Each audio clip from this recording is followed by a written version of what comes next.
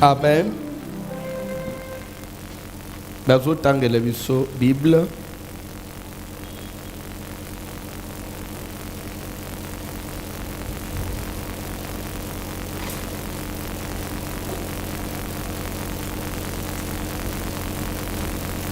Luc 22, verset 31 à 33. Est-ce que nous sommes fandi à côté de moi, Sangonga? Parce que Nabutu, il faut tous à la bipaïboye. Il y a la grande veillée aujourd'hui et la clôture de la semaine pour que dimanche nous puissions commencer une nouvelle semaine. Et déjà dimanche, to bandi service nabiso kamabondeli oyo ekozala na discipline mususu contrairement ndenga ya momesano, c'est-à-dire que bakiti ekolongwa ezala na butu ezala na moi lobi eza samedi sala tout misombela etoko zalana itoko parce que toko banda kufanda au prière programme kopesa ma dimanche au moins koma programme kozala un service contrairement na ba service to sali ezana ndenge na ngomususu. Nous voulons rester pendant 3 semaines devant Dieu, chacun avec son problème. Vous attendez au solo la nanzambe ou exposer pour manayo. Et c'est aussi 21 jours de délivrance, 21 jours des enseignements, 21 jours de bénédiction. La kosenga soit pétant ya pour prier que ti 21 jours ici là ou bimana témoignage. Amen. Bazotanga Bible. L'évangile selon Luc, chapitre 22. Et versets 31 à 33, nous lisons au nom de Jésus de Nazareth. Le Seigneur dit, Simon, Simon, Simon, Simon, Satan vous a réclamé, Satan a sengio pour vous cribler comme le froment.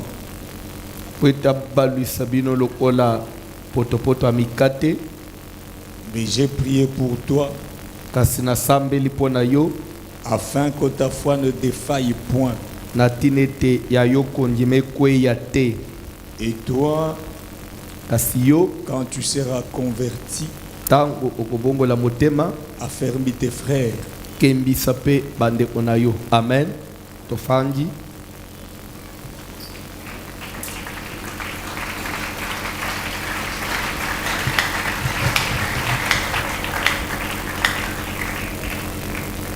Thème nabiso tozolo bela ezolo babu.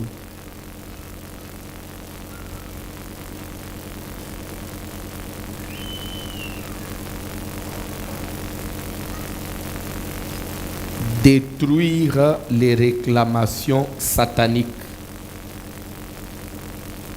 réclamations spirituelles, réclamations familiales, réclamations démoniaques, comme tu veux, mais bref, détruire les réclamations sataniques.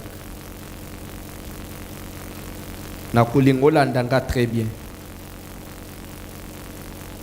Nani oyo aza censé détruire ma réclamation satanique. Nazozongela ba verset parce que yangunde ezo embrouiller mingi batu. Des versets mal présentés. Quand est-ce qu'on peut être en mesure de combattre Satan, il y a combattre, détruire les réclamations sataniques. Bande kunazo lingo yoka. Mutu andehor ya Jésus.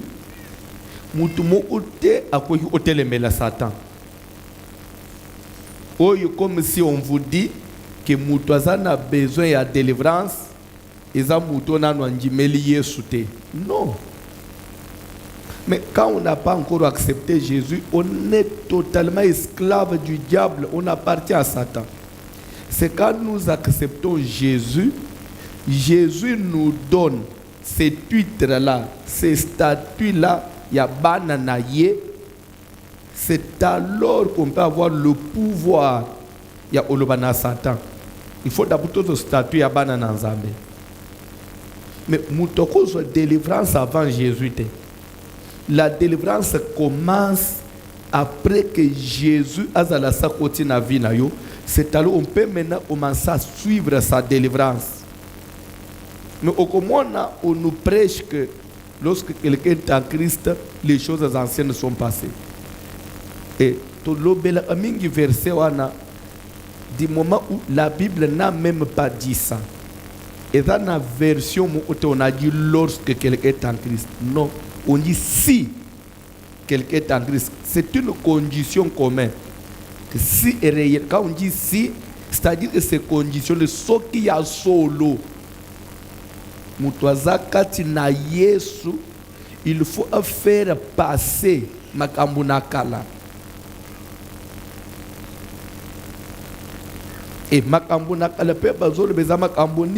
c'est par rapport à la vie du péché, par rapport au changement de caractère, de conduite. On dit réellement, si tu es en Christ, il faut qu'on constate un changement sur ton comportement. Au cas contraire, s'il n'y a pas ce changement-là, vous êtes menteur. Vous êtes à l'église, mais vous n'êtes pas en Christ. On est d'accord? Réclamation satanique.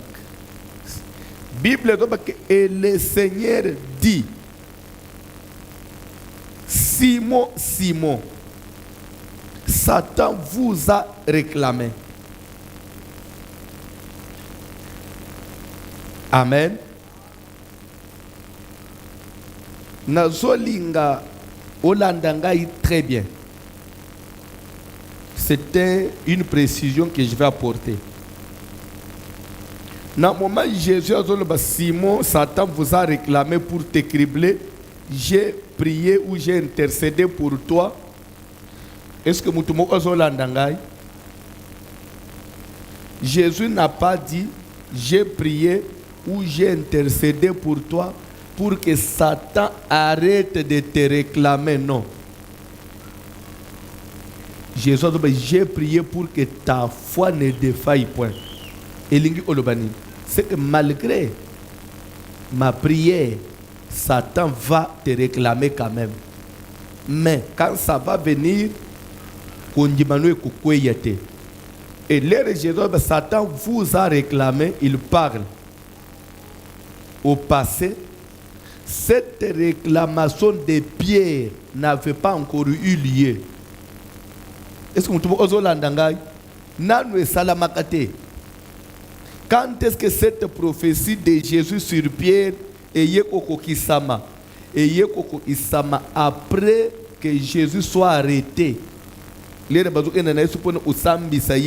C'est alors que Satan a télémiscoï pour nous courir à Pierre, les Pierre la bande on niait Jésus. Comme si Satan ça y est dans l'invisible a réclamé Jésus a semblé le qui non. Jésus prophétise que il viendra un temps où le diable va te réclamer. Et pourquoi il va te réclamer? Il va profiter de ta faiblesse. Parce qu'il y a une faiblesse en toi. Tu n'es pas encore du tout converti, malgré ta présence à mes côtés. Le diable, après moi ici, le diable va te réclamer. Ça ne voudrait pas dire que Jésus était là debout, en train de marcher avec Pierre, de Satan réclamé, non. Et ça prophétie. Jésus a dit ce pétel qu'il viendra un temps où il y voire même il y a que soko kebite ozongeli mukili makambo na nzambe pe salinini et s'il y est pas na yo na sina mona ke lokwana déjà spirituellement na intervenir intervention eza na point que opengwa te utika makambo na nzambe te Bien-aimé, il fallait que Jésus prie pour Pierre. Cette prophétie est s'accomplir en 2 temps. La vie à Pierre. Prophétie à réclamation. Premier temps, ça s'est accompli comment? Dans le moment où Jésus, d'abord, débat mou et salamaki la veille entre Jésus et Pierre. Jésus a béni Simon, a tourné Simon, fils de Jonas, m'aimes-tu?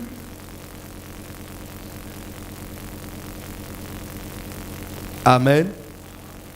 Simon a dit oui. Yesu a zongili suko benga ye. Simon, fils de Jonas, m'aimes-tu? Pierre a dit oui, Seigneur. Pour la 3e fois, Simon, fils de Jonas, m'aimes-tu plus que les autres? Ah, Pierre a trouvé, et ça devient sérieux. Dans le lobby, tu le sais, Seigneur. Il a dit oui, paie mes brebis. Et dans le moment où on a débat, Pierre a dit promettre Jésus. D'ailleurs, je t'aime au point que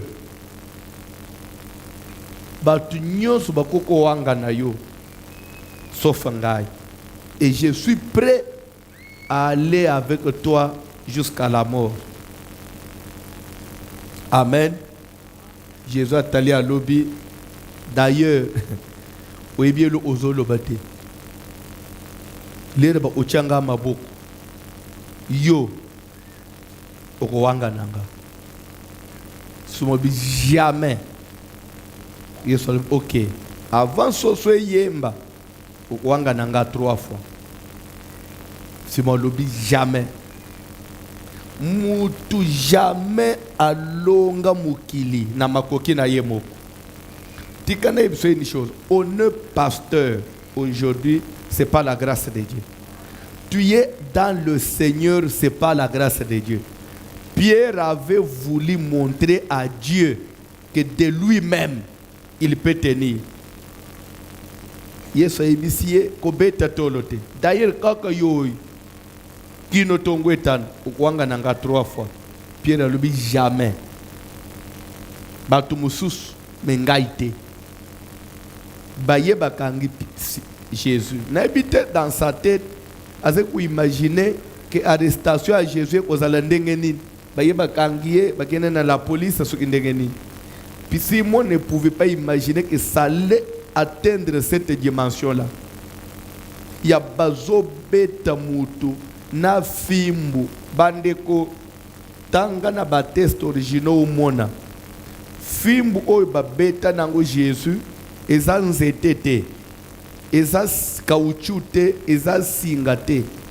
Na ba Romain à l'époque bazalaki kozwa fimbu wana ezalaki fimbu ya ba sete nzete balatiango ba sete nzoto mobimba so ba sete wana eza songe lere bazo beto na nzoto pa ba sete ekoti ba benji boy makila ba beti sete ekoti ba benji makila kota na recherche biblique omona makambo na zo yebisani eza fimbu ya banzube lere bazo ba ekoti ya nzube eza nini bakamati rouleau moko ya ba sende nde basali ekoti baye bazokotio na mutu pio basende nyonso wana ekoti ozokende siko makile ezotanga na pasi wana sans anesthésie. Et dans l'entretemps na mukongo omemi mukumba charge bazobeta bazobenda makila bazobeta bazobenda makila oza susa na anesthésie te. Après bakomi na yo quelque part bakamati yo balalisi yo likolo ya nzete tia loboko boy batie sete na loboko awo bazwi marteau babandi kobeta ndenga babetaka libaya ti sete koti ebimi ekangi na nzete babeti koto oyo babeti musu na makolo après batomboli nzete yo siko okangami likolo ya libaya na poids na yo nyonso okangami na basete wana nde ozodiembela boye oza na anesthésie te na moi makasi batelemisi oza suspendi bongo na moi makasi chaleur makasi après bazwi likonga bayeba bani kotuba yo soko na panzi ezokota na kati ezobima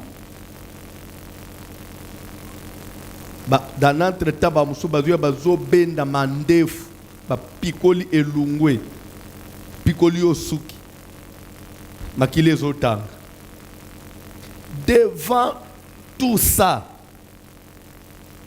Pierre ne pouvait pas supporter. Il a trouvé et c'était atroce. Même si Jésus, le Fils de l'homme sera livré, mais il y a une dimension. Malgré quand même, Pierre avait fait un effort de tenir à sa promesse. Wana ba yekolinyo ba Matthieu ba Kimi ba Jacques ba Mikangele na ba André. Pierre il a télé quand même à distance. Ce qui est na Yesu bo yepa zolan. Ndenga bazo beta wana zo mon. Ndenga bazo pikola mandef. Lere ba yeba komi na porte. Pour ba côté pa Pilate. C'était en hiver, malili makas. Na tango wana ba chauffage ezala ina noté les gens pour le réchauffer na hiver, ils utilisaient moto ya bakoni. Alors na kati ya lopango ba pelisa ki moto ya bakoni. Batu nyonso baza se chauffer na moto bakomi nanu na portail ezaki ya kokanga ezaki pa mokonzi alors ezalaki na sécurité ya porte azaki ya mwasi c'était une fille ndazaki na porte ndenge toza baser na biso batemi na portail lere baye na Jésus na basoda afunguli portail bakoti alingi akanga pete le pe alinga se faufiler po akota mbala moko mama wana bloqué ye yo na mono oza ya moto bakanga Pierre atali. Amen. Alléluia. Na version français courant, écoutez comment bazoloba réponse à Pierre. Amen. Alléluia. Na français courant, Pierre azotala. Moi siango so otangi bible. Azek atambinga te. Pierre azek imbinga. Moi siana ya mukuseka ya muke. Mais tata mobimba na mandefu peteloan. Atali moi soit en français dit ceci. Femme, tu me cherches misère. Moi. Ozolu kelanga problème. Olingela na yo comme na sali olin. Ngai na kozala ya mutoana. Malgré la réponse de Pierre, la femme n'était pas convaincue. Alors na bomelo ka moto le kanayo kota. Pételo a koti croyant qu'il a échappé. Le temps moni mbala mu bakoti na Jésus banyu ko matanaye ba matene na sala ba jijeye ba tumususu na malili ba temena no na moto ye pe akuke ola isambala mu ote akanga mina semana Yesu de perke malere se bandele ye na porte ba uche suka asale na semblant ne tazana Yesu atele me peuple la sabato bazo yeto la moto le temps apusani bo muso ba yo oza ina mutu anat.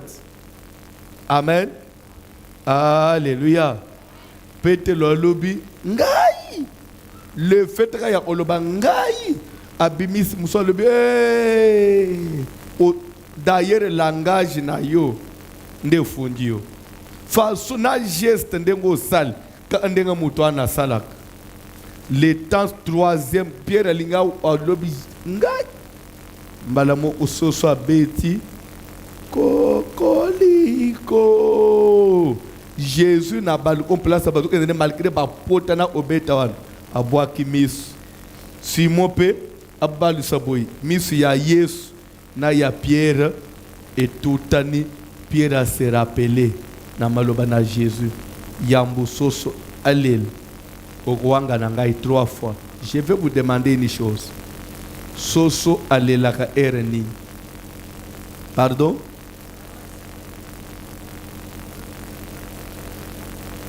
C'était ba erawan na mwa tongwan na malili wan na mwa crépuscule mwa molili wan. Simon s'est rendu compte que j'ai renié le Seigneur directement à pasoli bilamba akei abandi oleli abandi au se repentir. Donc pour ça na diable ezalaki suite à cet événement Simon ti amakambo na nzambe azongela mukili Satan a récupéré totalement. Voilà première forme il y a réclamation où Jésus a dit que Satan vous a réclamé et s'est manifesté bon. Croyant que Simon quand même il s'est ressaisi à l'éli à se repentir. Après massacre nyonso eleki, vous connaissez la suite, ba crucifier Jésus, Yesu akufi, bake batie na Lilith. Simon na olela wana azonge pa baninga, babandi olela na ndako, tellement que ezala isomo façon dont babomaki mukonzi na bango. Pona bango balobi, c'est fini pour nous. Si lui qui pouvait être en mesure de marcher sur les eaux, basaliyebu asekwisa abibebe basaliyebu aloba amaloba mape bimi basaliyebu bongo biso to osuka wapi na kolela wana bamikangeli na ndako premier jour deuxième libanda otia zolote ville mobimba batiaki couvre feso oyebite. Pourquoi? Parce que le ville mobimba est alerté Jésus mouvement ya Yesu et Simba est déjà battu. Jésus était aimé de la population. Il avait beaucoup d'adeptes. L'autorité banga que na massacre wana population qui s'est soulevée, tamsu ba sala mobulu ba piller, ba tia couvre-feu. Surtout ba yoka yozo cité ombo Yesu te. C'est comme ça que ba disciple ba tamaki. De père que ba uluka bisope. Troisième jour, Marie de Magdala bafandi tellement que motema esimbite. Vous savez ba maman défend na biloko wana ba plus sensible. Maman wana na ba 5 heures ya dimanche alamuki mbangu akende hôtel susu na Lilita nini yango se lever kuna leta koma pembeni azomona ba soda oyo bazaki na Lilita te na peut-être ozolana apusa na boy amone Lilita libanga ekomi pembeni.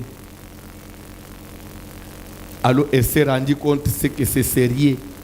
Ata bobomi mutwa bolandi suna nzoto baki kotumba baki kobwaka affecté yeli susu leta banda kolela abaluka amoni na kati na jardin weza ipembeni et monsieur vêtu de blanc atuniye femme que cherches-tu? Albe papa nanga jardinier soki ezata yo nde ozuye na isangai place otie ya ipsiono. Pourquoi cherchez-vous celui qui est vivant parmi les morts? Vous avez oublié ce qu'il vous avait dit. C'est le 40e jour. C'est le 3e jour. Va dire à ses disciples que Maloba Alobaki et Kokisami. 3 jours après, il va ressusciter. Jésus n'est plus dans les tombeaux, il est ressuscité. Zonga kende olob. Nde mama wana na somo na esengo pe na doute. Est-ce que papa makambo beza solo? C'est vrai, Jésus parle le baka ose quoi? Mais ata ose quoi ngo. Akose quoi na nzoto nini? Faso ba panza imotema. Na moni ili konge otina motema akose quoi na nzoto nini? Motema bebaki. Ma ila nyonso esopana akose quoi ndenge nini? Donc ce côté là bango ba kanisa ita mususu Yesu okufa kaka mobimba après 3 jours à sec. Il ne pouvait pas imaginer qu'il allait être déchiqueté, détruit, le corps allait être maltraité jusqu'à ce point-là. Maintenant, il imagine, il va résister comment? Avec quel cœur? Pour poumon sur ma bébé. Azongi mbangu place nanda place ba pierre bazali qui enfermé. Koko bafunana ngai mama Marie kota nini sus. Balobini bazo bayebi adresse place to batami albite. Je viens du jardin. Je suis venu vous dire, le Seigneur est ressuscité. Albite kaba vantir. Tale basi banga musubo zala anam. Yo komi penza una. Na ba soda wana bali ici yo. Soda mo aza sus unate. Na kuti Lilita polele D'ailleurs, namoni mutu moko alati pembe ayebisi ngai que le Seigneur est ressuscité. Petelo lobi jamais. Petelo bimi mbangu. Direction na tombo. Azoya mbangu.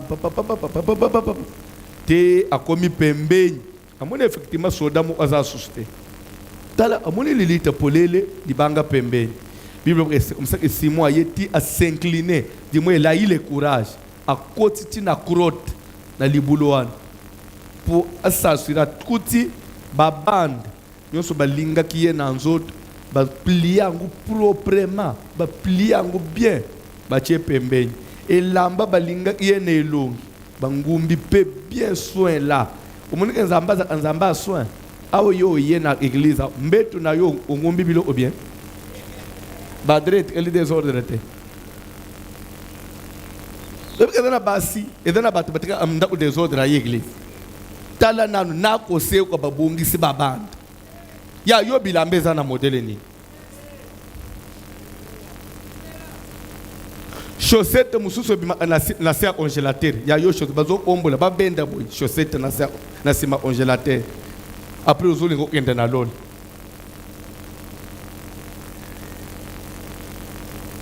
banda umususu soko banji oluka kisanola po ebib miroir nanga ezala kyao eza wapi tuna Jacques tuna Céline obeti oboyi mabaku obimi pe otala te longi te banda kwa modelo anezala banda kwa modelo anezala okoluka isanola pe omoni te obeti na liba unatongo mususu na brosu na ye ya dan place a cheki ezomona na te pep soda nkut okenda osenga na ya ba voisin ndio temi na brustiela nga mwa pep soda ya biso emonanite nda kwa satan soda nda omdo nda kwa satan afanda akuna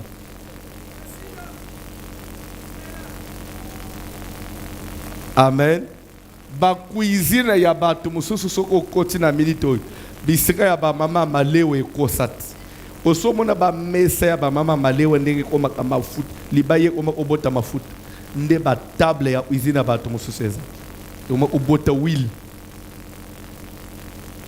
obali mwasi ya boy ndako ya modele wana ba puku ba osila te pe ba mpese basila ate nde ndako ba puku ba feta ba puku ba zwebisa na ba puku ba voisin toke kona kunelo ezanga ate yango mona abapuku batiki banda unyos baya akobota ka kepa na yo omito c'est pourquoi babotela kepa na yo nda ole oma maternité ba obote pa baninga ndenge bilo eza ate baya obotele pa na yo parce que pa na yo bilo ezanga ate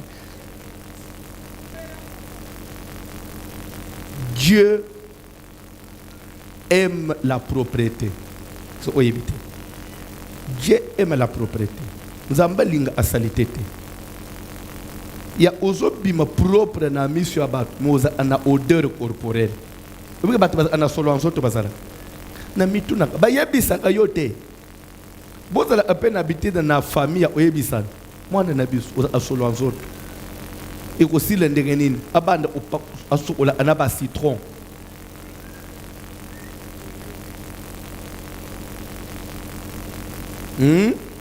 omoni soko raser na se amapeko zu citron pakoli oniki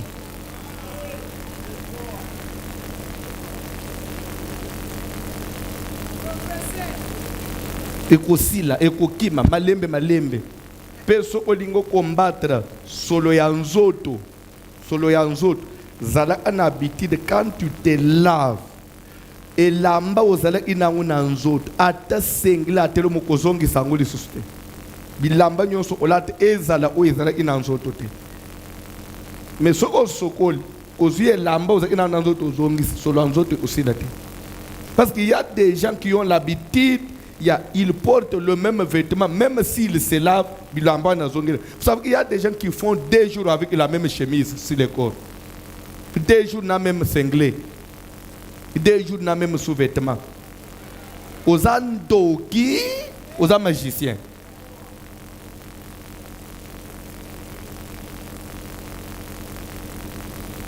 Ndengo fanjwana singlet za na atwana. Dobi ozala inam. calculer ce qu'on a chaleur à Ishas. Selon ça, tu aussi l'endégé.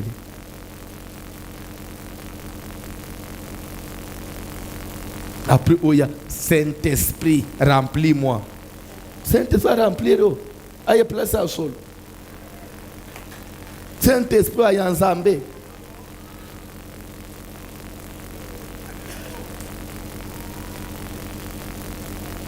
Nazo pesa yo ba signe musupo bande omi controla. Des fois soko la mu ina tongo na no burosete salaka. Leo salabo après o salabo obo. Ozongi subo obenji zol. Pueba soko za amuno osol.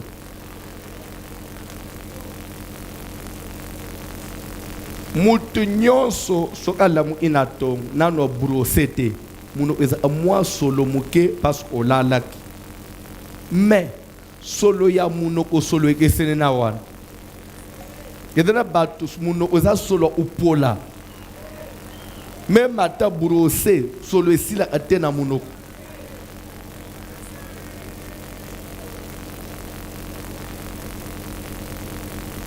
après ozoluka mariage oluka mariage na mibali ya lelo ya munoko na basi ya lelo ya mwana mwasa kende otonga yote et pas bandé on est au monde toi au monde ba semer que bazo solo mwasi ya yak Clémence mobali ya yak Clémence solo solo ko semer ti o ta na internet mukile se bebe comment mukile ya internet keba frère ere yango serviteur de Dieu naza papa éducateur de la masse demain fait ce test là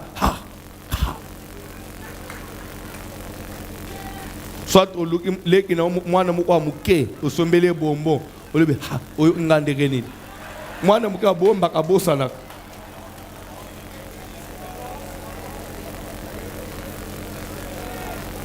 et ce qui peut olingo boma solo ya munoko liyaka mingi matungulu liyaka ba ai au moins des matungulu sur place bimisa solo ya munoko mais yango mo uske soigner solo ya munoko ala lo au moins nyo se kufi parce que ce qu'on évite aïe mo aza antibiotique ya makasi ce qu'on évite aboma aba microbe nyonso ya monoko mais koli yango eza apasi tamfuna ngo peza mobimba na monoko eswa kapé zo marché kangi munte mo meli de temps en temps oko sentir oza guéri kokende ko bandeli kamwa mariage tes frères avec ta maladie là, mauvaise haleine, ça s'appelle comme ça en français. Pierre rakuti na lilite nini, bakamati ba banda, basali nini, balingi, bache pembeni. Webi bande yo benga kauna lingala bandage. Hein? Nous avons des bandages, c'est le fait de bander. So okamati band ozo linga boy ozo bandini nazo sala bandage za technique ya okanga mutu band ça s'appelle pas bandage yo quand même oza mwana voici donc oso bandage yelanga bandage wana te to ba yelanga band to kolungwa place wana e ko le pensa o papa to kende osombelanga bandage ya pembe na pharmacie osomba bandage le bande et non bandage. Bandage c'est une technique de bander. On peut avancer. Ba uti ba bande ya kolinga plier avec soin ba tena kwembo. Na mitunak. Dikambweza ya kosekwa. Na mbangu asekwa bimi. Mais pourquoi il faut ba kamatana bande ba tche propre? Dieu, c'est un Dieu qui aime la propreté. Là où il y a Dieu, il faut que ça soit propre. Je vous dis devant Dieu, cette église est celle qu'elle est. C'est parce que nous sommes en plein chantier, même à Balabalo. Que Dieu nous fasse grâce, qu'on finisse ce temple. Nous allons toquer à toutes les portes nécessaires. pour que cet avenir parti où ce quartier sera propre avec cette église là qu'on est en train de construire. Dieu aime la propreté. Kokanisa que Félix Tshisekedi nde foye okobongiselo liboso a lupango. Parce que bakino to comme une mentalité moko, je ne sais pas. Ozo finga kabambare vraiment ngobila penza. Kabambare komi boy. OK. Tonyimi ngobila salelo ute kabambare bebe. Bongo siko liboso a lupango na yo. Terase komi ndenge nini. Mire na yo mo oyanda ekomi couleur ni. Ezana ba kive ya ba toilette comme un chocolat. Kive ya toilette comme un chocolat.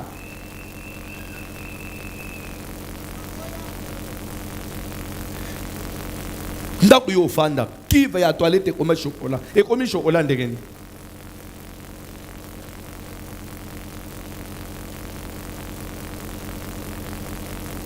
Bolimbisa nazamu teye. Faut pas m'en vouloir.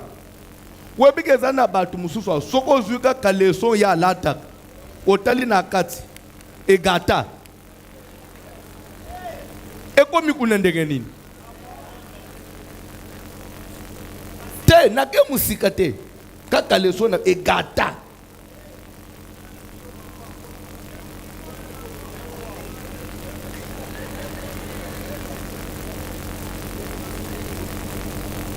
na mona kama kambwao ozo mona frère alati so chemise soit polo siko singa ya sengle ebimiao tala couleur nango sikoyi so okolie lisusu ate bokati jeune komi ko na soma olie lip po moni singa sengle a frère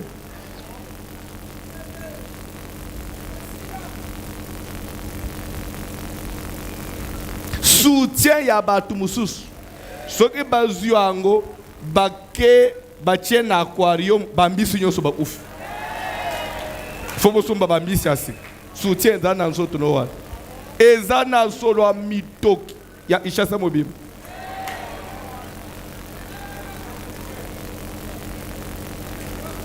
na koka okokamo pe abimisi libele na kati ya suchwana na munoko ya bebe chu a tokolaka ya ngana njema mutu mwindu to ufaka mikroba te eza kama wanazama po ba bebe meli to ufa biso nyoso po bilo utomela no nzambe ka mutu abatela ka biso protocol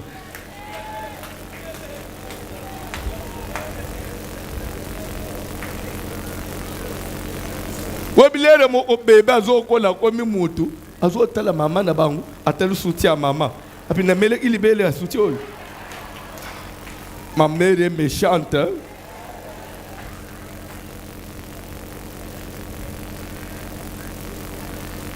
Nakolunga place wana. Omoni biloko nazoloba ko sekate. Surtout vous les jeunes filles. Bokimisa amibali banda parce que oyebi kaka make-up mais propriété en zoto yebi akote. Propriété ici ko zo vando yebi akote. Bilamba no mo désordre. Ya yo na no eza désordre. Obongisi ya mobali ereni.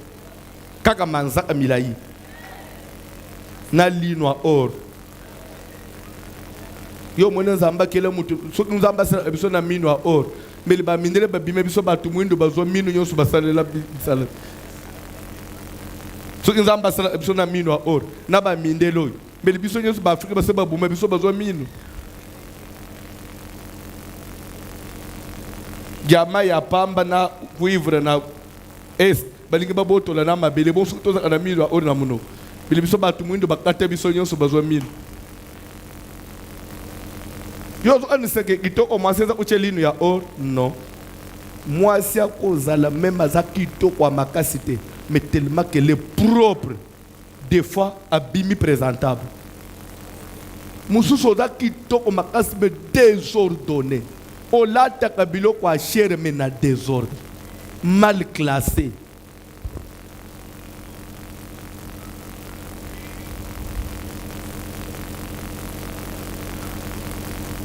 naibisaka ba frère bino bokanisaka ke kaka yo nde oza na droit ya kolula mwasi azaka na miso olula te papa mo atuna inga na poto parce que lelo bake mwasi azaka na droit olula te olingo loba ninge basi balula alobi te vous comprenez inga mabe. Je vais dire ceci de la même façon que biso mbalo aux autres ozo apprécier mutu à partir une femme à partir comment elle est présentable, comment elle est propre, tu l'apprécies. Les mamans aussi apprécient les hommes quand les hommes sont propres, quand ils sont présentables.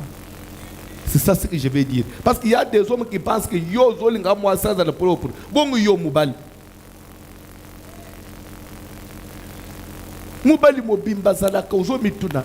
Okataka bilanga. Maboko wa mubali ekauka. Manzaka salité.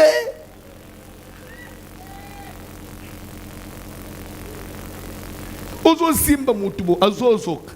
Ta main là ne peut pas donner la sensibilité, mais tu veux trop toucher les gens.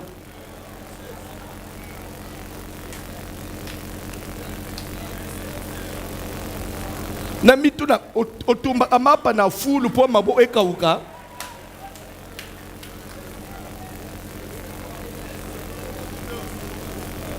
Bo sekate mutu nyonso atala na sala na duboy sala ba frère sala na duboy.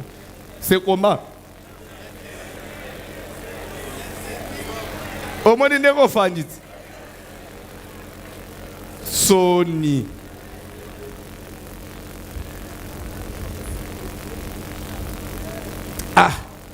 Nzambe pourquoi omeminga place. Bon bref, Pierre a utililita nde place luki makam. Pierre lera ye a utililita balinga ban. Amen. Alléluia. Bon, nalingi na si saka place angu libel. Oui, parce que ça n'a pas frère monsieur l'église. Depuis que je l'ai connu, nanu na mona enfilate. Ce qui n'a pas aussi tombé là, yo enfila journée. Tombé là, Ozala akaka.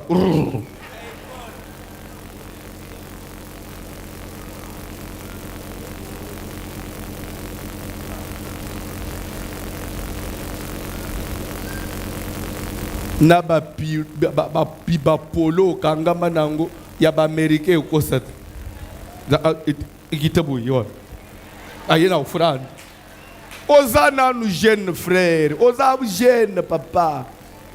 Oh non non, au nom de Jésus.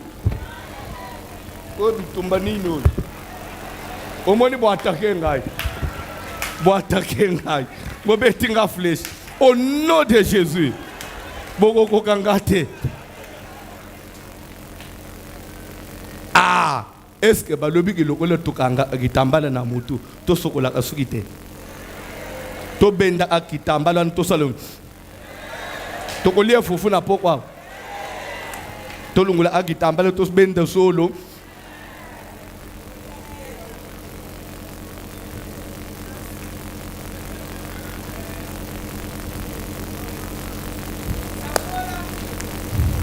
Awa basi bala isoko zo kola patesa kubamba suki na mutu tokolo balisusu kola pambula bino. Est-ce que toko kiko continuer? L'air Pierre a trouvé bon Pierre s'est dit cette façon de faire ezali ya bayibi mutu te. Même ataba militaire baye ibazwa mutu. Bon militaire ozwataya afungola ye aplia bom. Certainement mon Seigneur est dans le paix des signes là. Pierre a comprendre que des signes de propriété comme ça ne peut être que mon Dieu. Mbalamukwa bimi akwebisa bande onyonso le Seigneur est, je l'ai vu de mes propres yeux, le tombeau est vide. Pour preuve, dans la babande, dans la linge, na trouvé en sur place, ba plia ba chapembeni, kolo azali ya koseko. Malgré l'étape nyonso 40 jours après, il y a apparition. Jésus bimaka akendak. Si vous ne savez pas, pendant ce temps-là, malgré tout ce que Pierre a vu, Pierre aye kolemba lisusu. Alobi ah mutu angu to bandaki osalela asakufi na ye. Soka kende, soka za wapi na kuvanda ozela te wapi. Pierre ke koluka file na ye place atika ya. Pierre azongeli koluka bwatu, azongi na libongo. Ba master na ye ya libongo na maluku.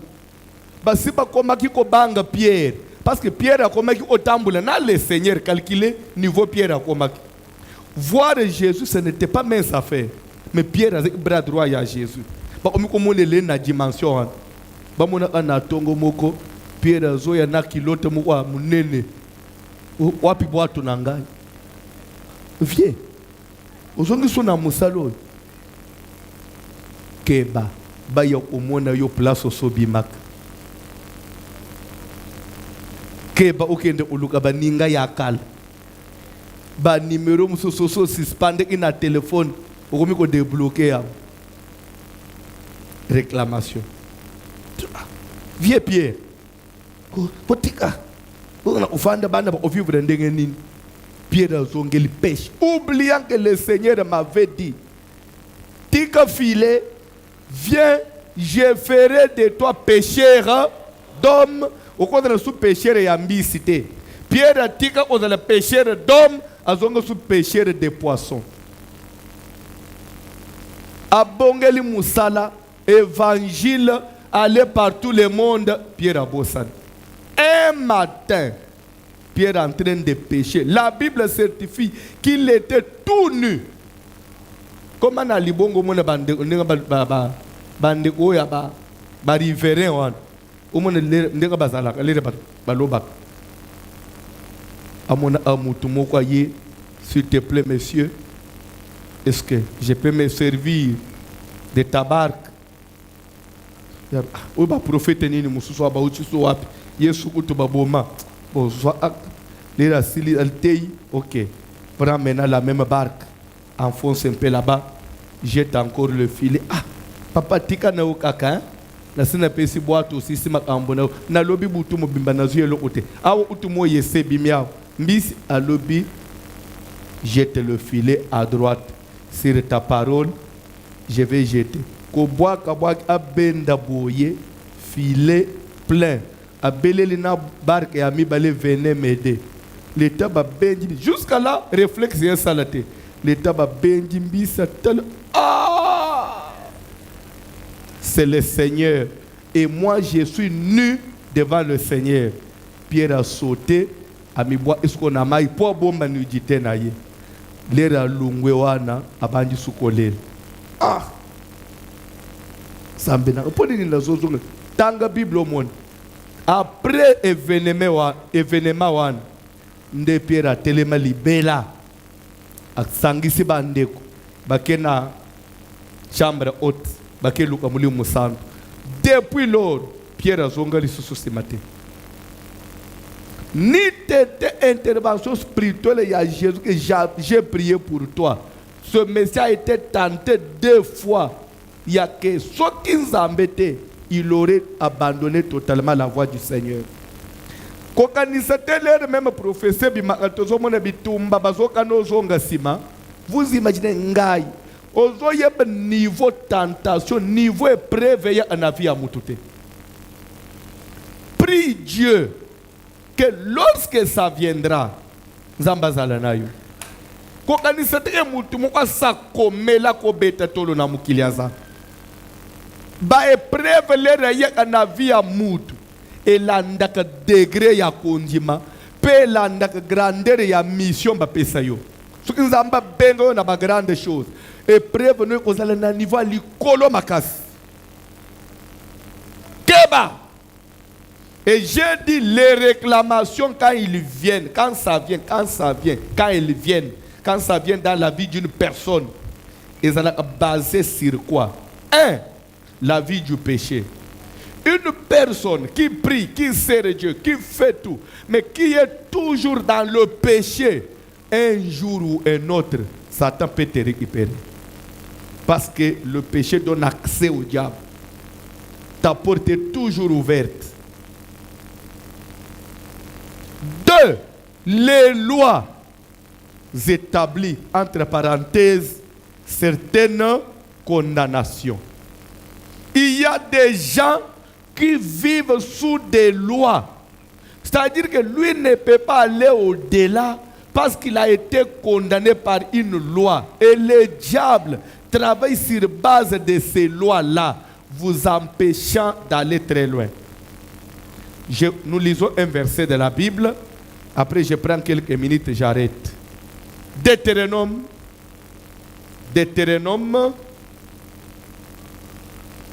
chapitre 10. Aux autres angelangai à partir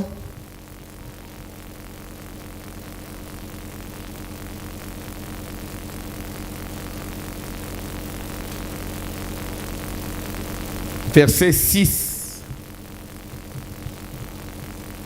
Les enfants d'Israël partirent de Béroth Béné, Jacan pour Mosera. Bana na Israël balungwa ki place bauti kotanga pe bakobi mubembo na bango rapidement papa John. C'est là que mourut Aaron et qu'il fut enterré. Bipisika wanende bipai Aaron akufelaki pe bakundaki ye. Éléazar, son fils, lui succéda dans le sacerdoce. Eliazar mwana na ye ayaki ko remplacer ye lokola nganga nzambe mukonzi. Attention, ne confondez pas Eliezer na Eliazar. Eliezer de Damas, nde oyo azaka serviteur d'Abraham. Eliazar, c'est lui qui succéda son père sur le sacerdoce. Fils d'Aaron, toi avancez. Ils partirent de là pour Goud-Goda. Balunga kiwana bakobi mubembo to avancer. Et de Goud-Goda pour Jotbata, Tokei papa, pays où il y a des cours d'eau. Tokei. En ce temps-là, l'Éternel sépara la tribu de Lévi et lui ordonna de porter l'arche de l'alliance de Nde l'Éternel. mukolo oyo nzambe akamataki tribi akabolaki akamati libota na balewi achango pembeni par rapport na mabota mususu pe a ordonné asengi na libota na balewi babanda komema sanduku ya mibeku. To avancer papa. De se tenir devant l'Éternel pour le servir. Alobi bino boko banda kotelema liboso na ngai nzambe pona kosalela ngai. Et de bénir le peuple en son nom. Pe bozozo mukumba ya kobanda kopambola Israël na kombo na ngai. Ce qu'elle a fait jusqu'à ce jour. Nde o tribu de Lévi bakomaki basalaka tilelo. To avancer. C'est pourquoi Lévi n'a ni part ni... Bolanda bien. 40e verset 9 je pense. Oui. Je crois que c'est le 9e verset. Ndetina wa tribu ya balewi na Israël bazalaka na lupangu te, bazalaka na mabele te, bazalaka na bilanga te, bangu bazalaka na héritage te, bazalaka na eloko te. Tribu de Lévi. Sur le plan matériel, c'est la tribu qui n'a rien en Israël. Pourquoi Dieu les avait privés d'héritage? Pourquoi? De peur que baya zala distrait, balanda biloko wa mokili babosa na sacerdoce. Je vais ouvrir une parenthèse par là. Est-ce que vous me suivez très bien? Vous me suivez très bien? Na ye kote ya yo mutozo landanga. Je ne connais pas d'où tu es sorti. Je ne connais pas de quelle tribu, de quelle famille vous êtes. Mais suivez-moi bien. Si le plan spirituel, ba famille oy bazalaka ici, na ba chefferie coutumière, ba pouvoir traditionnel, ba famille wana bazalaka na bitumba, il y a stabilité financière. Pourquoi? Parce qu'on ne nous donne pas tout. Parce que comme on vous a déjà donné le pouvoir, on va vous priver la richesse. Et belé yabat, vous vivez ces choses, vous vivez une pression spirituelle, même dans le mariage, suite à votre famille de provenance. Parce que vous avez le sang de pouvoir. Chef, il domine, on ne le domine pas. Chef, yenda konzak. mukonzi bakonza ayete. Et c'est ce qui fait que même bana bas, même bana mibali, o ba wuta na ba famille, ya ba chefferie coutumière, bana baswa na une certaine autorité, même sur les hommes. C'est comme ça on constate, même yo, on a toujours une tendance, ya mobali même bozo solol, on a toujours une tendance ya ko se voit, là où ya mobali. Ozo ngangela nga na lobinini. Eza ndenge na ngai. Ndenge ya mabe. Parce qu'il y a aussi de ces hommes-là qui n'accepteront jamais moi si à konzaye. Et c'est ce qui fait que certaines filles barata amabal à cause il y a une certaine autorité qui est en toi. Même na batu mususu bazwa abapoma na misala na ba chef oza sibalite de mezo gange le chef. Le pouvoir. Nzamba zo séparé tribu de Lévi azo yebisa Israël mobim tribu wana bo pesa bango biloko ya mokilité de père que soki balandi richesse bakokima musala na nzambe bango héritage na bango etikali ngai bako vivre kaka na obino bokabaka. Un lévite même s'il se met à faire le commerce il ne réussira pas parce qu'il est condamné dans son sang. Son commerce, c'est le sacerdoce. Ses business, le sacerdoce. Son travail, poste de travail, c'est le sacerdoce. Dieu les a privés comme ça. Même chose, il y a des gens que le diable condamne à cause du pouvoir, des coutumes, des familles. C'est comme ça que Belé Abatu va vivre limitation matérielle, limitation financière. Ce qu'on bandit au matin, ça bloque. Tu ne peux pas aller plus au-delà du moment où toi tu as le sang de pouvoir. Au contraire, il a pouvoir. Il faut battre Moussouba Sala, Bayaka offrir les taxes. Mais bon, ce qui est quand est-ce qu'on fait pour gérer les autres? Zamba de cette tribu de Lévi, vous serez là que pour porter l'arche et pour bénir le peuple à mon nom. Quand on dit bénir le peuple à mon nom, c'est-à-dire quoi? Quand ils vont vous apporter la dîme, vous les bénissez. Ils vous apportent l'offrande, vous les bénissez. Vous restez là. Gloire soit rendue à Jésus. Gloire soit rendue à Jésus. Gloire soit rendue à Jésus. Il y a de quoi. Biso ba pasteur actuel. Il faut tout pambula à Yesu erignos. Amen. Alléluia. Dans l'Ancien Testament, dans la Bible au monde, même les prophètes de la Bible, c'était des personnes qui n'avaient point d'héritage. Ba Élisée, ba Élie. Élie a tiré le pain. Samuel a tiré le pain. Il y a un prophète et la Bible. Il n'avait rien. C'est pourquoi Élisée a plein d'onction. Il y a une maternité, mais place à offrande ezate. Il y a une femme sinamita tongela yenda parce qu'il n'avait rien. Dans l'Ancien Testament, la richesse était plus dans les royales que dans les sacerdoces. Parce que dans l'Ancien Testament, il y avait deux pouvoirs. Bon, là, je vais ouvrir une autre parenthèse. L'Ancien Testament, il y avait deux pouvoirs. Il y avait ce qu'on appelle le pouvoir royal et le pouvoir sacerdotal. Les sacerdoces et les royales. C'est dans le royal, dans le pouvoir comme de Salomon, de David. Vous me suivez? Qu'il y avait la richesse. Mais les sacerdoces, comme sacrificature, Aaron, Moïse, les prophétiques là, il n'y avait pas de richesse. Ils vivaient que de ce que les gens donnaient. Mais écoutez, pourquoi j'ai béni Jésus. Jésus, lui, Jésus-Christ, mon Seigneur, lui ne s'est pas introduit dans les sacerdoces comme seulement sacrificateur, non. Jésus est roi sacrificateur. Vous comprenez? Jésus est roi et sacrificateur. De par son origine, il est de la tribu de Juda, tribu Yabaoua. De par fonction, il est sacrificateur, souverain sacrificateur selon l'ordre de Melchisedec. Donc les sacerdoces et le royal. Jésus a mélangé les deux. C'est ce qui fait que maintenant nous pouvons servir Dieu et devenir riches. Parce que Jésus a cassé la loi que les Lévites ont héritage.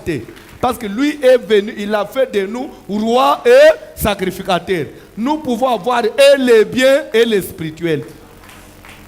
Ni t'étais ça. C'est pourquoi je voudrais que tu pries, que tu vérifies. Vous venez de familles où il y a des coutumes. Ma famille a un chef coutumier, ma chefferie, ma famille a un pouvoir. Ces gens-là ont une réclamation. Babundi sama à côté bilo wa mukil. Babundi sama à côté avancement.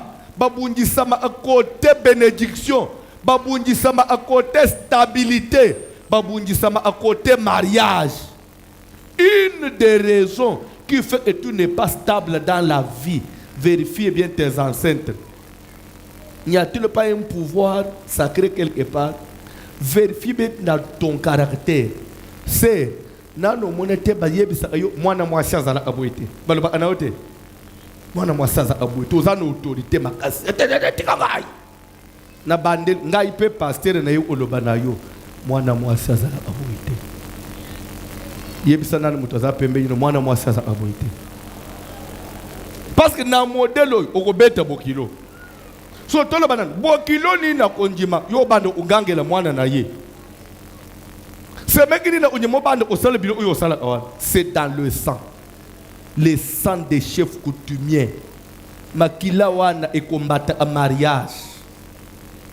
Makila wana tindika basi ba mono ya koka même sans l'homme et le même pétou.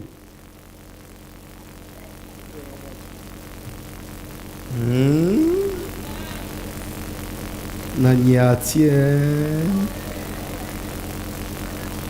Uzanangwe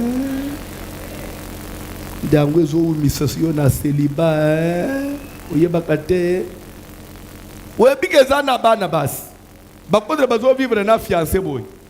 Des fois yo mibali baboya ayote yo nde obengana amibali. Osakane nangai ko yele suste. Ko benganga su. Benga sute. So ko meko ko yeb. O bloquer payer.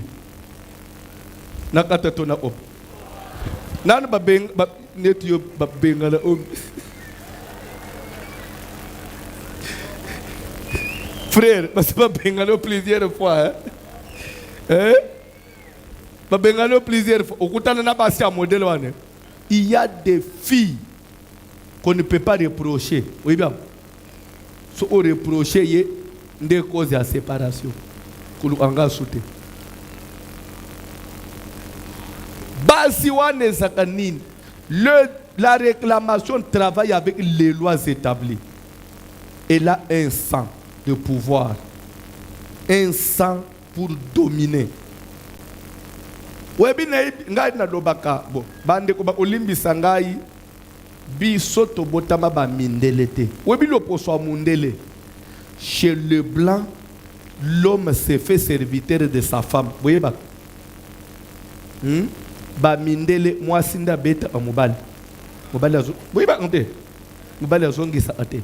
Vous pensez kanda pas. Non, pardon ma femme, calme-toi. Sko ngai tikana lobati. Atandenga nazote yao. Elingola bateka lingola nazote nde na longa yango. Nazana nuna ba makila wana. Ngai pe François nazo bunda na unzamba kangula ngai. Yosko yeli nga bizeti. Ya nafanyi bo gifle ngai. Ces années, ok, la musana balie mususu na sina kataki. Aujourd'hui, c'est délivrance nangai à zéro. Est-ce qu'il faut aujourd'hui c'est la délivrance à zéro?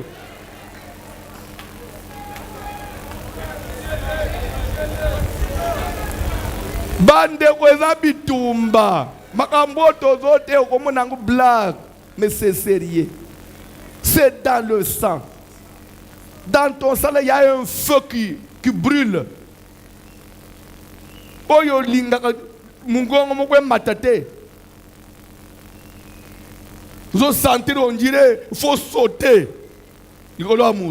Cherchons la délivrance. 6 mois Satan vous a ébélé yabatu. Soko longe lo kwanate. Et d'abord milliers mususu yo offandate. Et d'abord milliers mususu yo kolekate. Ba place mususu ko umelate. Cherchez la délivrance. Nzamba zo kamate tribu de Lévi a chepembe. Abweza tribu ya ba memi sanduku. Ba konza kabangote. Bazana tina héritage te. Moi l'Éternel, je suis leur héritage. Ils ont déjà une richesse spirituelle. Ils n'ont plus besoin de matériel. Au nom de Jésus. Ndengana telemiao. Quelle est la richesse spirituelle? Il y a famille onga François na Ouloul. Du moment où je sais que dans la famille l'héritage c'est la sorcellerie. L'héritage c'est les ténèbres. L'héritage c'est des envoûtements. Ngana okende kolobake je me contente du pouvoir spirituel de la famille. Je renonce 3 fois à l'héritage spirituel de ma famille et j'adopte pour l'héritage de Dieu. Si cela vivait dans mon sang, que cela soit tué, que cela meure au nom de Jésus. Je voudrais que tu mettes ta main droite en l'air, ensemble avec moi. Nous allons répéter ensemble. Je renonce. La bandelle. Je renonce à l'héritage spirituel des familles. L'héritage spirituel de ma famille. Je renonce à ça. Je renonce au pouvoir spirituel de ma famille. Au nom de Jésus. Que ça puisse mourir. Que ça soit effacé. Que ça soit détruit. Dans mon sang. Dans mon sang. Oh, je loue Dieu. Que la main reste en l'air. Un jour, Pilate a posé la question à Jésus de savoir, toi on t'accuse trop. C'est tout le monde qui dit de toi, tu t'es fait roi, es-tu le roi des Juifs? Il répondait, mon pouvoir n'est pas de ce monde. Jésus a renoncé au pouvoir terrestre. Parce que dans le pouvoir terrestre, il y a toujours de quoi fléchir devant Satan. Il a dit, mon pouvoir n'est pas... Bien-aimé, Jésus a dit, allez prêcher, dites, le royaume des cieux est venu vers vous. Nous ne sommes pas du royaume terrestre, nous sommes du royaume céleste. Tikadenga na tomboli lobo kwao. Nazala, citoyen, ya royaume céleste. Denga na zolo bao, pouvoir spirituel ya nzambe elata yo elatangai. Est-ce qu'on banda ko déclarer na sengi pouvoir céleste, na sengi royaume céleste, na renoncer na pouvoir satanique, pouvoir familial, na renoncer na autorité satanique. Weza na makila na ngai, na zo renoncer na autorité satanique. Banda ko sala prière, banda ko renoncer na autorité satanique, na pouvoir diabolique. Au nom de Jésus, je renonce à ce pouvoir. Je renonce à ce pouvoir qui vit dans mon sang, qui m'empêche d'être bien avec les autres, qui m'empêche de vivre en bon terme avec les gens à cause de ce qui est à moi, ce qui réagit à moi. Je condamne cette autorité, je condamne ce pouvoir démoniaque, satanique. Oh Satan a la sangai, on a hérité la famille. Je renonce à cela, et cela au nom de Jésus.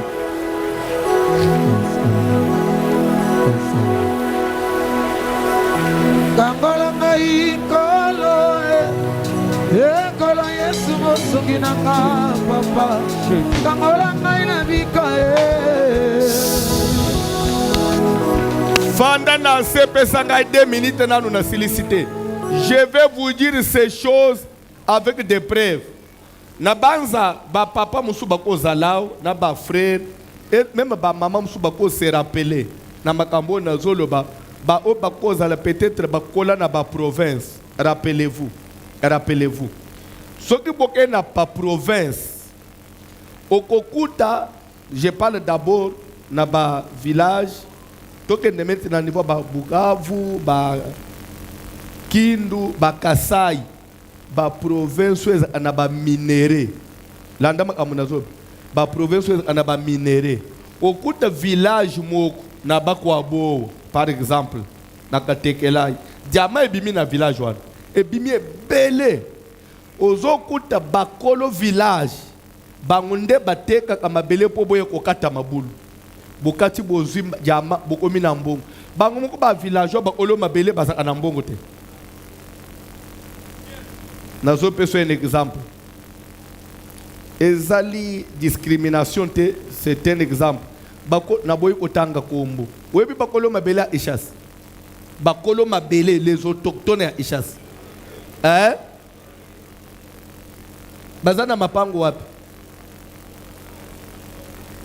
Pardon? Mabele et comment na bauta. Moko ba olo mabele non plus ils n'ont rien. Okuta na ba village wan. Ba toane nde ba pesa kabino ba carré minier. Mais bango moko ils n'ont rien. Des fois au mona so ki boye ko so mabele wana bosti chef kutibali boye langa mungu. Boye langa buinabu. Il se contente de ça. Ko ndeme même na ba sele na ba nini yao. Ba chef kutibe ba teka ka ba mabele bango moko bazanelo ote. Pourquoi ils se contentent? Ils ont déjà le pouvoir bazana mabele.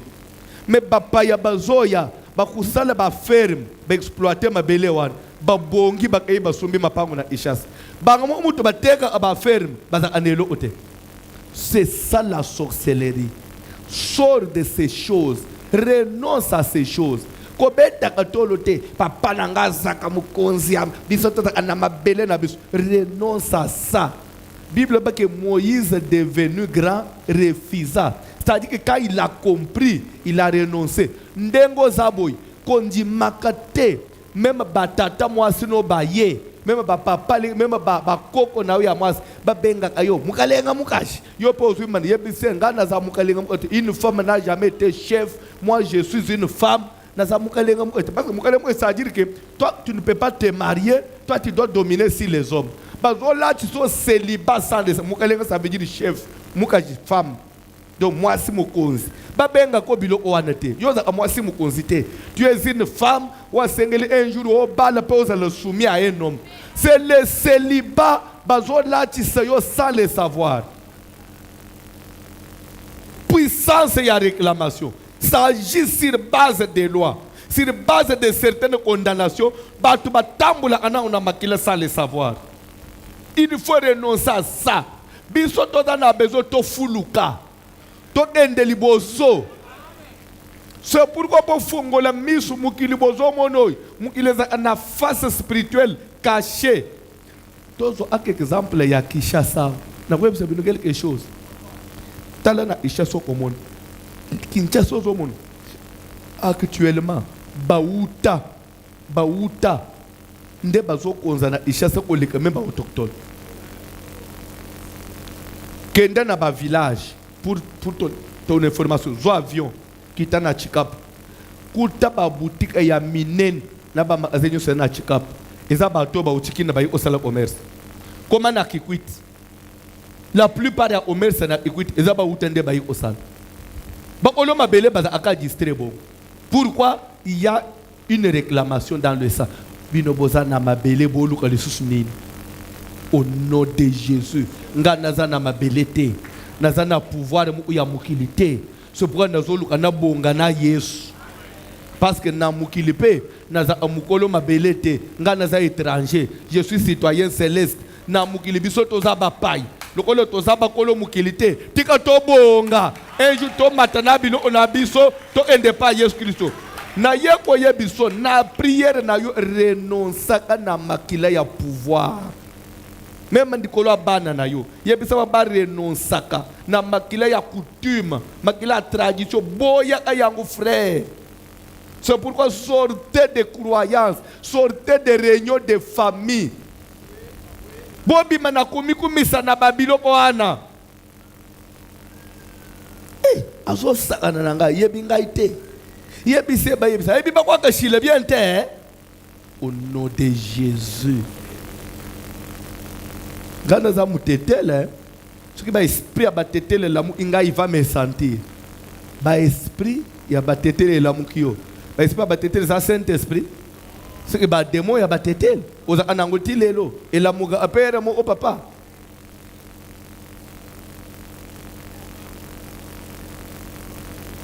Le diable agit sur base de ses forces. Telemalikolo ba yembi kantique.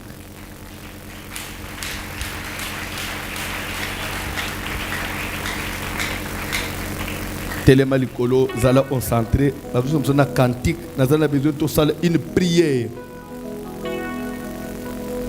Ce qui est une force mo et fanda kana kati na ngai et permettre anga pena otana makambo minene te po bisoto za ngana ai lokote ngana okota pena makambo minene ngana ko mata pena baninga nyoso makila na nga pe ko mapepele.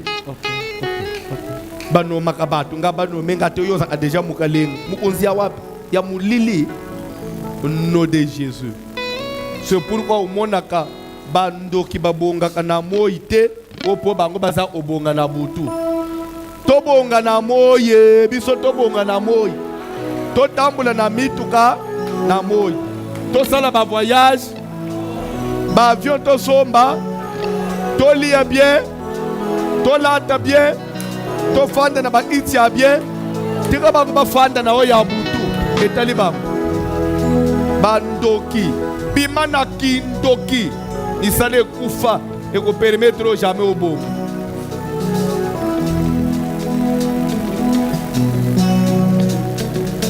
C'est pourquoi au monde moi susukazana mari de nuit et combattre libala ya moi parce qu'il a déjà le pouvoir spirituel. Le spirituel étouffe le physique. Bengana boya mabala ya butu poza la bien à moi. Boya bana ya butu posimba bana ya moi. Boya mbongo andoto. Boya richesse ya bandoto. Na buto zolota. Tala baliasi ya bambongo. Olamuki boy na meza oteka ate. Au nom de Jésus. Oko endepe oyebisi pasteur mo. Papa, lelo na loti moni tala bambongo. Absia. C'est oza muzui. Muzui ya butu. Bozui nanga eya na moi. Edala na butu te. Edala na butu te. Edala na butu te.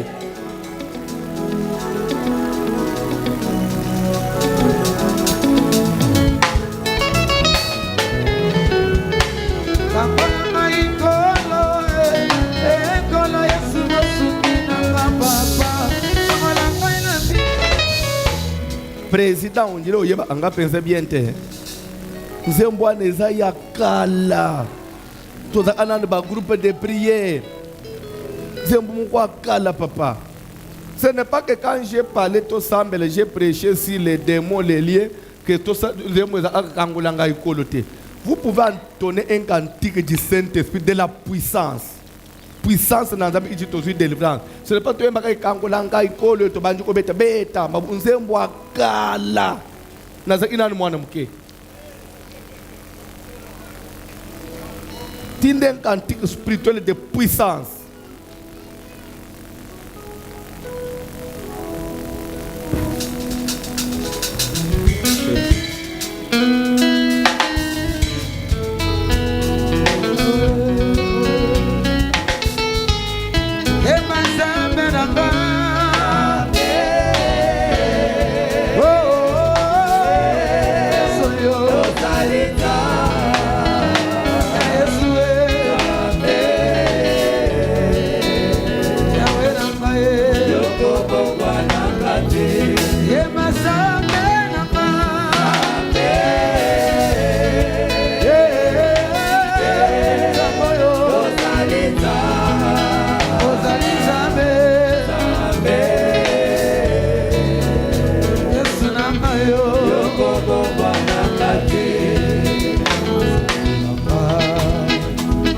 Zambe nanga, Zambe nanga, Yondebika Natanelio, Yelo alanga, Zambe nanga, Yondebika Okonande loko nini, Yondelobiko, ya maladi nyoso, Yondebika Okonande loko nini, Yondelobiko, ya maladi nyoso, Yondebika Osilisa kala ya botutu, Zambe na momoy, Obotisa tabiko bawe, Yamona yemi Zambe na mbae, Zamboyo, Zamboyo, Doyemi Zambe na mbae, Zambe,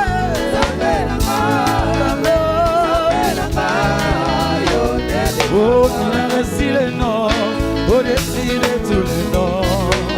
Il a reçu le nom, au-dessus de tous les noms. Tes genoux fléchira lorsqu'on parlera de l'agneau. Tes genoux fléchira dans mon koyema. Il a reçu le nom, au-dessus de tous les noms. Il a reçu le nom, au-dessus de tous les noms. Tout genou fléchira, alléluia. Tout genou fléchira,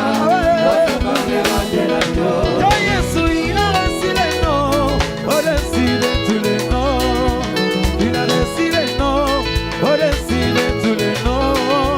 Tout genou fléchira lorsqu'on parlera de l'agneau. Tout genou fléchira dans mon bakoyema. Il a reçu les noms, au-dessus de tous les noms. Il a reçu les noms, au-dessus de tous les noms. Tout genou fléchira, Yahweh. Tout genou fléchira, Yahweh. Yozali mokonzi na makonzi elonga na ngai Zamboyo. Yozali mokonzi na makonzi elonga na ngai Zamboyo. Yozali mokonzi na makonzi elonga na ngai Papa. Yozali mokonzi na makonzi elonga na ngai Zamboyo. Yozali mokonzi na makonzi elonga na ngai Papa. Yozali mokonzi na makonzi elonga na ngai Zamboyo. Yozali mopesi na lobiko elonga na ngai Papa. Bandeko nazoyamba fami moko bazoyebisanga boy. Ndeko na bango moko aza na ba moyen. Aza ba moyen pa yebani. Soki na lobiko mboko yebango na Ishasa. Po yebani Ishasa mutu nyonso ayebi. Aza ba moyen. Batieli mwana na ye poison. Mwana na ye aza na minere. Ne mwana oleme minere. Batieli poison. Na poison na bazo soupçonner ono mwana yande onaye mutu acheli mwana ne poison. Talaka kandeko yo azoka matafami mobimba ono il faut que utalisa pourquoi bachelinga mwana nanga poison. A même tellement azana mboko azana influence, il a entraîné toute la famille. Yo boye yo nan soko boyi akugabela yote bato yote balanje bakenanda kwanga. Balobi de nazo sola na ba membre la famille bazo sanga papa. Lero to ominanda kwanganga. Na moyi batie kiti yao. Biso nyonso tofanya ya obomba mate. Nganga lobi ok zela baye tozo benga mutu moko aye bisabino pourquoi bachele mwana no poison. Alobi nganga beti numéro moko mutu azobima azali koko ya mwasi do koko ya papa na ba ya mwasi abimi akufa abimi na babilamba bandaka kolata abimi na itiboy albina bang mungu bangangi nandenga kakazalaka na elongi na ye mobimba azobete miso azolo bamoni penza koko akufa kala vangi na iti boye ali papa a 0 mètre biso tozota to bangi o trembler ali bo bangate koko bangi obenga bangu na kombo yo boni yo za bien yo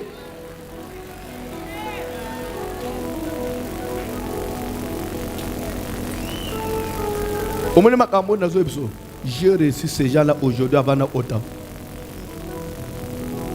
Babi quoi bimi na kiti. normal na conscience.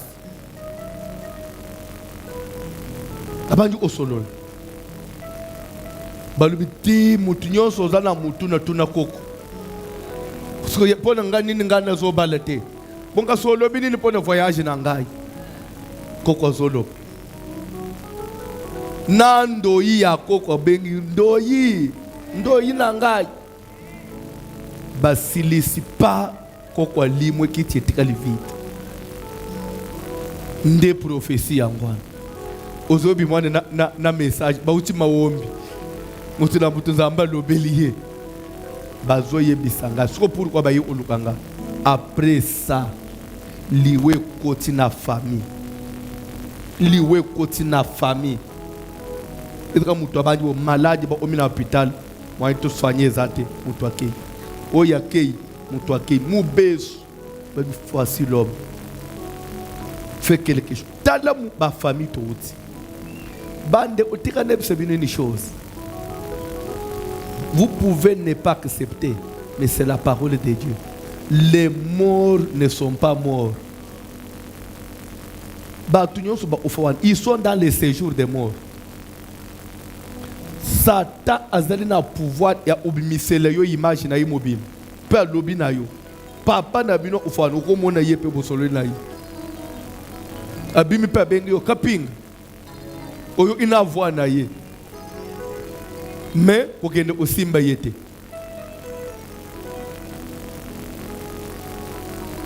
Ils sont dans le séjour des morts. C'est pourquoi Sambela kokufa liwa ya maboko abatute. Parce que ton esprit ira en prison. Babanda umisangu bon. Tika muli muno simba mana Yesu.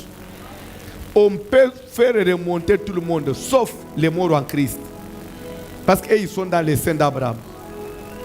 Famille ozomune zana batu bazokende kulamusa biloko wandengwana tilelo na moya lelo batu bazokota bunganga ya otelemisa biloko wandengwana. C'est vendre la famille, c'est livrer la famille.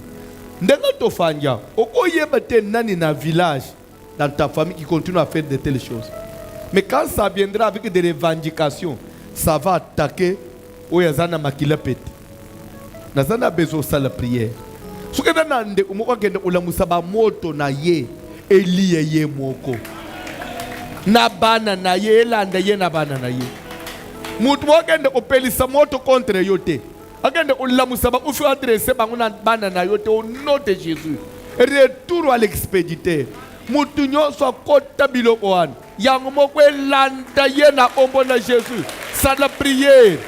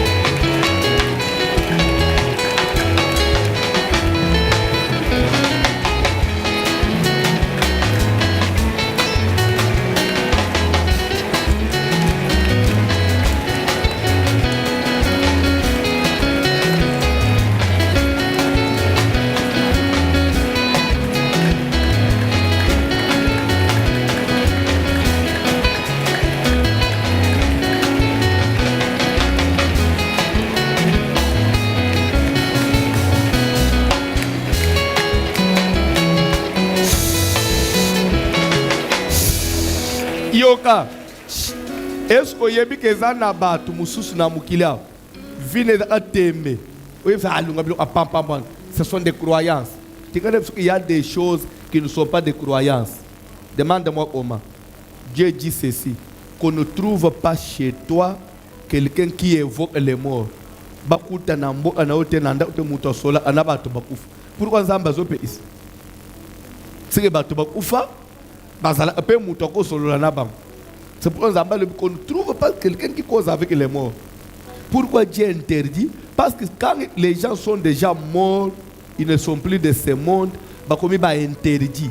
Bakomi ba interdit. Bakomi ba tumo on dirait yambindo. Quand tu entres en contact avec eux, c'est que tu as adoré Satan. Parce qu'ils sont gérés par Satan. Ils deviennent les esprits au service du diable. Moi, Dieu, je ne te permets pas. Et la Bible dit que quand tu le fais, tu seras puni de mort. Yango mona Saoul ake kukota nanda wangang asolo na batu bakufu asolo na Samuel. C'est écrit dans la Bible. C'est des croyances comment? Ça existe. Et dans la mapangu na Kishasa. Oh, mais bayelinga ba photo. Je crois que le frère là, c'est un serviteur, il est là. Il m'a amené des photos. Natuniye papa de telles églises. Ezala alisu soli papa mais yango. Wap na limité. Église yango eza na limité. Ah on a limité. On dit mateke biloko wa modèle wana. Frère mo kayelinga ba photo asa serviteur. C'était suite à ma campagne nda yelinga ba photo. Pasteur, soi-disant pasteur, les gens ont maka Angelo. Pasteur ne m'a maka Angelo akei après azom. Pasteur ne maka Angelo limo akei après azom.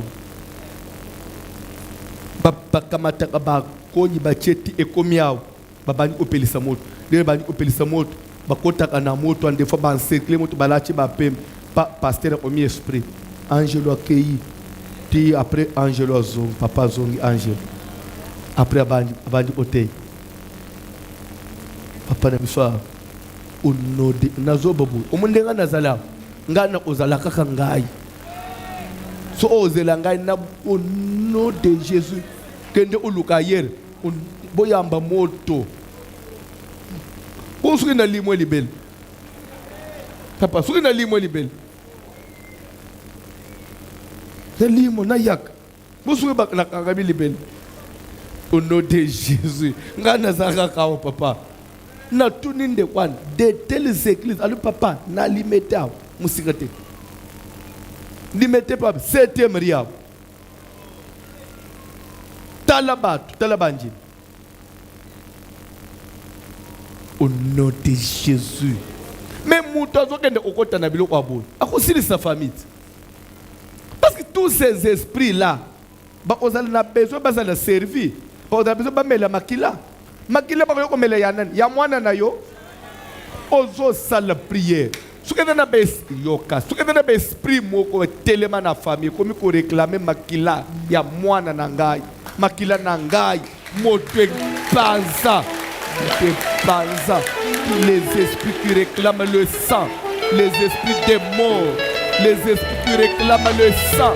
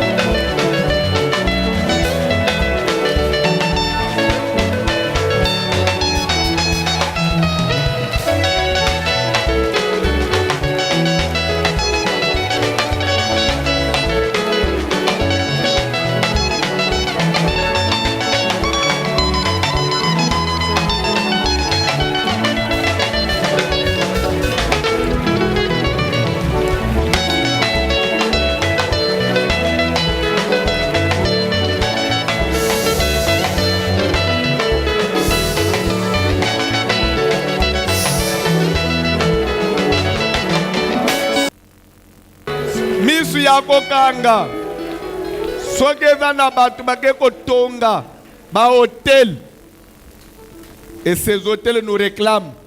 Ce soir, moi aussi je viens dresser l'hôtel.